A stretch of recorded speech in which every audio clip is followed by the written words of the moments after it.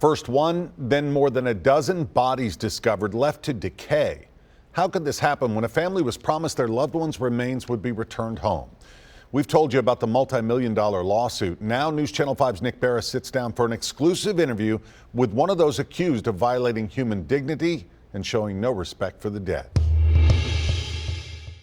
Freddy Hernandez came to the U.S. from Guatemala in search of a better life.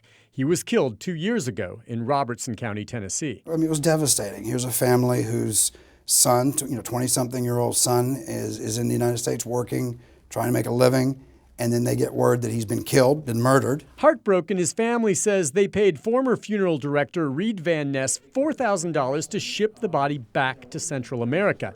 It did not arrive as promised. The family was desperate. Where was the body? There's never been any maliciousness on my part. Van Ness told News Channel 5 he was in an agreement with Sadler Funeral Home in Lebanon and Nelson & Sons Memorial in Shelbyville to handle the bodies. No one could answer the family's questions, so they filed a complaint with the Board of Funeral Directors and Embalmers. The state investigators then made a startling discovery. And between these two funeral homes, they found 15 bodies that had been left, some of them in various states of decay, including that of Freddy Hernandez.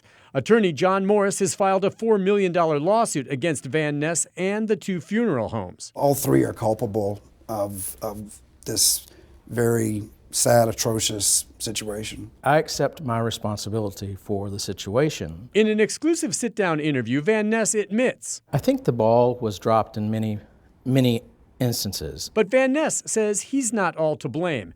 Albert Nelson and Stephen Sadler, directors at the two funeral homes, declined to comment on camera on specifics of the lawsuit. Both did say by phone they were helping Van Ness, who no longer had his own funeral home and needed a place to keep bodies. Both say they did nothing wrong. I am responsible for much, but not all. Van Ness says there were many reasons for the delays in shipping Hernandez's body. Airline transport availability, lack of communication to coordinate, and most of it amounts to problems with money. Van Ness and the funeral homes also deny allegations in the lawsuit that they targeted Latin American families to take advantage of them financially. Van Ness says, this community is the same as my family.